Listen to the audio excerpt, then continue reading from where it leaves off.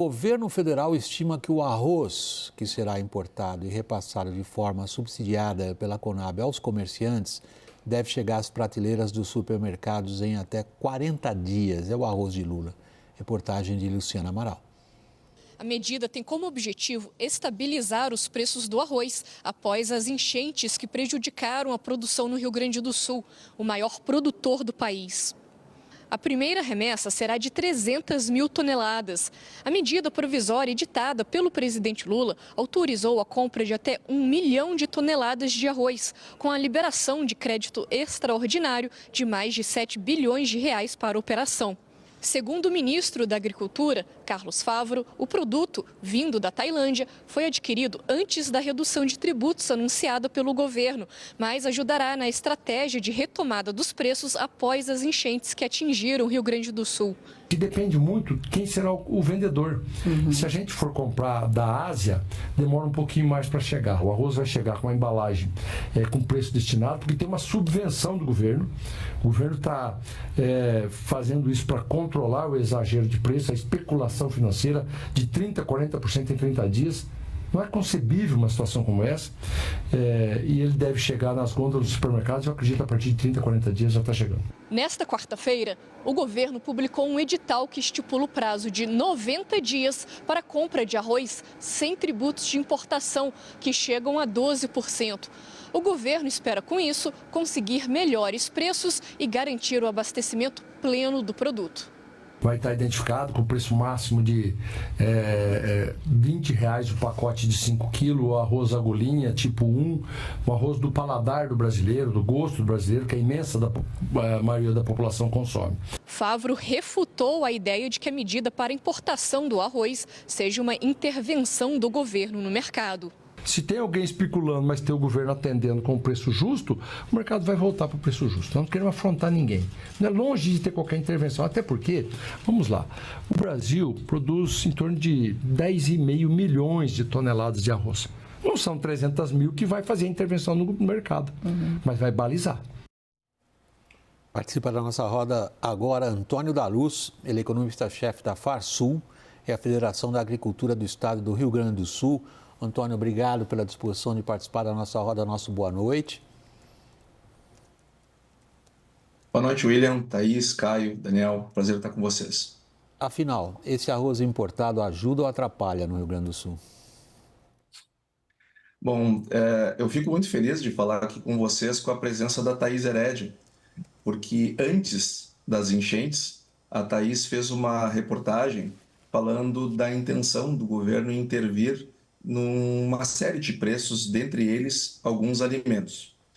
E aí, então, essa matéria dela me permite dizer que no ano passado já haviam outras manifestações da própria Conab, do Ministério da Agricultura, no sentido de fazer isso. O primeiro problema, que é um aspecto até cruel, é usar as enchentes no Rio Grande do Sul como mote, como gatilho de fazer algo que já queria se fazer, que é uma intervenção nos preços. E dizendo com isso que para cuidar do abastecimento. Nós nunca tivemos problema de abastecimento de arroz no país, nunca. E não teríamos de novo. Nós tivemos um problema sim, uma rota que passa por Porto Alegre, só que já está resolvida, bem antes dos leilões, diga-se de passagem, bem antes desse arroz chegar lá de fora. Então, nós tivemos uma sucessão de atrapalhadas, William, ao longo desse processo. Atrapalhadas graves do governo. A primeira delas, quando ele anuncia um leilão, com medo que tenha problema de abastecimento ou coisa do tipo, usando as enchentes como mote, muitas pessoas saíram desesperadas atrás de arroz. E não foram pessoas que ganham salário mínimo. Pessoas que ganham salário mínimo não têm condições de fazer estoque na sua casa. É classe média, média alta, alta, compraram arroz, tem gente que comprou arroz até para o final do ano. É lógico que isto gera uma demanda enorme, é natural que hajam alguns desabastecimentos pontuais e o preço suba para o consumidor. E se o governo diz que vai fazer um leilão com 1 milhão de toneladas, é óbvio que o preço no Mercosul inteiro subiu 30%. Então, quem está fazendo a especulação é o governo. Quem está fazendo uma atrapalhada atrás da outra que interfere no nível de preços que o consumidor paga, é o governo, para sustentar uma política que tem como único objetivo, no ano eleitoral, entregar um arroz tabelado com o selo do governo. Então, são medidas absolutamente lamentáveis. Eu não esperava, sinceramente, na minha vida profissional, ver tabelamento de preços acontecendo de novo no Brasil. Imagina você, William, um produtor rural, uma indústria brasileira, tentando competir com arroz a R$4. A gente não vende arroz a R$4 porque não tem como vender a R$4. É impossível produzir e chegar no consumidor a R$4. Não tem como. Só que, imagina, as pessoas precisam pagar suas contas e vão minimizar prejuízo. Aí começa a produzir, vender ao preço que der, para conseguir empatar com esse do governo. Indústria começa a ter prejuízo, produtor começa a ter prejuízos, indústrias começam a quebrar, produtores começam a desistir de produzir arroz, começam a produzir outras coisas. Aí sim, a gente começa a ter um medo, uma preocupação com o abastecimento a partir dos próximos anos. Aliás, não faz muito tempo a Argentina fez isso e gerou desabastecimento. Não faz muito tempo a Venezuela fez isso e gerou desabastecimento, porque nós, economistas, sabemos desde o século XVIII, dentro da ciência, que é uma coisa tão defendida no Brasil, século XVIII, século XIX, século XX, nós temos uma vasta literatura mostrando como é que terminam esse tipo de política. Sempre mal e sempre prejudicando o consumidor, sobretudo o mais pobre. Antônio, deixa eu passar a palavra aos outros participantes. Thaís, você quer começar? Não, acho que a gente pode ouvir dos meninos sobre a política, eu acho que é mais interessante. Vamos começar pelo menino Caio. Esse episódio do arroz, eu acho que ele se junta também à questão do emprego e uma dissonância entre Brasília e Porto Alegre, no caso do combate aos malefícios que as enchentes têm causado, para além das mortes e das perdas todas das pessoas, e principalmente ideologia em política pública. Né? Ali tem uma ideologização clara, na minha percepção, também de uma entrada e de se aproveitar de um momento, porque esse movimento está acontecendo em outros níveis no Rio Grande do Sul também. Ontem a gente falou um pouco sobre isso, a forma como o próprio PT está aproveitando a calamidade toda justamente para reacender um debate sobre reestatização de privatizações que foram feitas no estado do Rio Grande do Sul. Eu acho que todos os movimentos casam. E a origem, a meu ver, é que a União e o governo do estado têm visões diferentes sobre como agir. Chama oportunismo isso, né? Mais ou menos. Acho que separando em duas partes, a parte ali da divulgação do selo da Conab e do rótulo ali do governo no arroz tabelado, me faz lembrar muito o método kirchnerista de estipular precios justos ou carne para todos ou produtos para todos devidamente marcados. Isso realmente não traz lembranças muito boas. Na questão da política para o arroz em si, uma pessoa do governo me lembrava que já desde a virada do ano, o presidente Lula vinha demonstrando incômodo com os preços do arroz. E já havia comentado isso, já havia pedido medidas para, independentemente do Rio Grande do Sul, nada tinha acontecido para lidar com a questão. E claro que isso volta com muita força com as inundações. Só para lembrar que a gente está, às vésperas, muito próximo de ter um novo plano safra, e o que se comenta é que também haveria medidas para tentar estimular a produção também fora do Rio Grande do Sul, que hoje corresponde a 70% da produção nacional.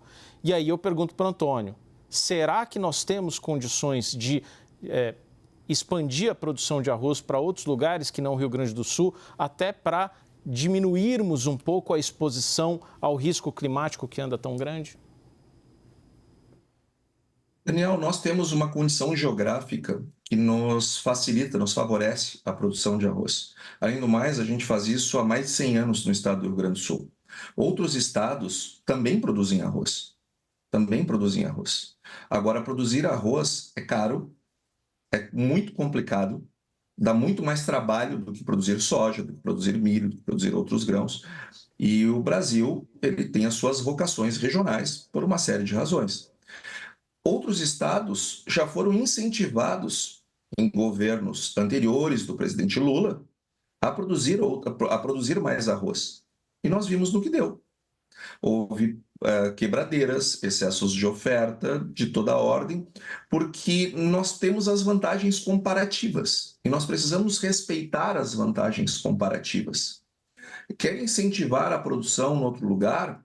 Incentiva, mas vai incentivar como? É com dinheiro público.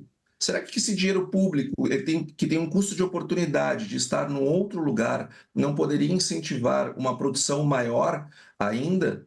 Por exemplo, o governo vai gastar 6,7 bilhões só nessa última medida provisória, que está nos doendo isso, tá? Esse ponto que vocês tocaram agora, isso está nos doendo muito, porque a gente sabe o que a gente está passando aqui. E não tem espaço para fazer politicagem em cima da dor do que nós estamos sentindo aqui. Isso é até desrespeitoso. Aí o governo pega e coloca 6,7 bi numa medida para enchente para ficar fora da meta. Para ficar fora da meta fiscal. Que, aliás, é bom todos os analistas e economistas, todo mundo que se envolve com a economia, olhar o que está acontecendo com essa medida na questão fiscal brasileira. Aí se tira lá aquele gasto da meta para poder gastar como se fosse para fazer um bem para enchente, que não tem nada a ver com esse negócio. Aí nós vamos pegar esses 6,7 bilhões, se o governo tivesse posto em seguro rural no ano passado, nós não estaríamos discutindo problemas de enchente no agronegócio. Agora, este governo diminuiu o seguro rural para um pouco mais da metade do que era no último ano da Tereza Cristina, da ministra Tereza Cristina, e o Proagro, que é o seguro da agricultura familiar, foi completamente descaracterizado. Aí, esse dinheiro dava para fazer muita coisa, e está sendo empregado numa política que não tem nada a ver com a atividade produtiva brasileira. É isso. William, essa história ela tem problema para todo lado, né? A decisão do governo, inédita, de fazer uma operação completa. O governo quer importar, embalar, e segundo informações do próprio governo, esse arroz já vem embalado, então manda a embalagem para onde quer que ele vá comprar, da Tailândia, da Ásia, porque brigou aqui com os produtores do Mercosul, que disseram que foram especuladores, manda embalagem, então já chega aqui e o próprio governo se encarrega de fazer a distribuição para a venda direta, e pode ser mercado, hipermercado. Quando essa ideia surgiu, o governo tinha separado 400 milhões de reais para vender apenas em mercados pequenininhos que tivessem no máximo 5 pontos de caixa. Agora até hipermercado vai poder vender. O Brasil já vende hoje mais ou menos entre 50 e 60 marcas de tipos de arroz, entre marcas e tipos diferentes de arroz. E aí vai chegar esse arroz que vem da Ásia, que é um arroz diferente daquele que o brasileiro consome. Até o Antônio me chamou a atenção para isso na conversa que tivemos essa semana, conversei com outros agricultores. Nessa operação extremamente complexa de 7 bilhões de reais, quer dizer, passou de 416 milhões de reais para 7,2 bilhões de reais para comprar uma tonelada de arroz. E para dar conta de fazer toda a operação, uma coisa que a Conab também nunca fez. Então, o Brasil não tem a expertise, não tem o espaço fiscal para isso, não é para o Rio Grande do Sul, como o Antônio está nos dizendo aqui, é contra o produtor, que não dá conta de chegar nesse preço de R$4 o quilo, né? Então, até agora eu não consegui entender, assim, né? Talvez o governo precisasse ser um pouco mais transparente, dizer, olha, o nosso objetivo é esse, porque, assim, para garantir abastecimento, não é. Para garantir preço mais barato, pode até ser, mas é que nem as brusinhas, garante que os produtores da Tailândia e da Ásia ganhem, mas o produtor do Brasil, especialmente o do Sul, vai perder. Caio, a gente assistiu na reportagem... E aí, se me permite... Claro, Antônio, prossiga. Se me permite trazer um ponto importante sobre esse arroz, tá? O arroz asiático é um arroz bem diferente do que o brasileiro está acostumado a comer. É bem mais barato, mas também a qualidade é bem inferior do que o brasileiro está acostumado. Além do mais, ele é produzido em condições ambientais que, se nós fizéssemos aqui, provavelmente o pessoal ia preso. E terceiro lugar, lá são usados produtos defensivos que aqui são proibidos. Então, esse produto, ele vai chegar aqui, se é esse arroz que o brasileiro quer comer, a gente consegue chegar nos R$4. Só que não é esse o arroz que o brasileiro quer comer. E se isso acontecer, nós vamos, como eu disse, provavelmente gerar um desestímulo muito grande da produção, e aí sim, o Brasil vai ter que começar a virar importador de arroz todo santo ano, para poder ter produto para os consumidores, porque aqui ninguém vai querer produzir para ter prejuízo. Agora, se o governo, ao invés de comprar da Ásia, comprar aqui do Mercosul, que o ministro chamou eles de especuladores e o ministro do Uruguai deu um pito no ministro brasileiro, aí, sabe o que pode acontecer? O preço subir ainda mais. E se você perguntar para mim, que sou economista, que trabalho no agro há muitos anos, o que eu acho que vai acontecer com os preços, eu não sei. Essa é a pergunta que todo mundo me faz. Eu não sei. Eu não sei, porque eu não sei. O governo está intervindo no mercado, a gente não sabe para que lado as coisas vão acontecer. Deixa eu ver E o tabelamento do arroz é só o início. Hoje o arroz é meu sabão em pó. Deixa eu ver só um ponto, Antônio, que me parece essencial para a gente encerrar essa parte da nossa conversa pelo Caio. A gente viu a defesa que o ministro fez na reportagem do nosso colega apresentada inicialmente, antes do início da nossa conversa. O ministro da Agricultura, Fávaro, que é o elo de ligação entre Lula 3 e setores importantes do agro, vai lá e defende o que o governo está fazendo. O que isso vai criar? A gente vê um setor do agro importante, que é esse que o Antônio representa no Sul, completamente avesso ao que o ministro foi lá e defendeu em público. E aí? William, o governo Lula já vinha, via ministro Carlos Fávaro, tentando construir uma retomada de relações do presidente da República em nível pessoal até. Eu digo mais do que o governo, porque o governo tem uma relação, Carlos Fávaro é jeitoso, a última, vamos dizer assim, sacada do ministro para essa relação foi promover encontros no Palácio da Alvorada, churrasco, dividido por setores. Então, o setor de frutas, essa semana, se não me engano, foi proteína. Então, tem havido isso, né? E tem uma grande meta do próprio ministro de que o Lula vá, em algum momento, até 2026, no AgriShow, né? Que ali vai estar no território inimigo, vamos dizer assim, entre aspas, né? Ribeirão Preto, uma região muito bolsonarista e por aí vai. Com medidas como essa, pelo relato até de uma federação forte, como é para o setor, a Federação do Rio Grande do Sul, isso atravanca um pouco, né? Essa tentativa de reconstrução de pontes. Eu coloco sempre a questão do AgriShow, porque eu acho que é o grande símbolo. Se isso acontecer, seja em 25 ou 26, você tem ali o presidente da República se sentindo à vontade neste ambiente ruralista, do agronegócio, na principal feira, uma das principais do mundo. Isso não acontece ainda e tem esse objetivo. Quando vem uma intervenção como essa, acho que de alguma maneira isso atrapalha esse processo.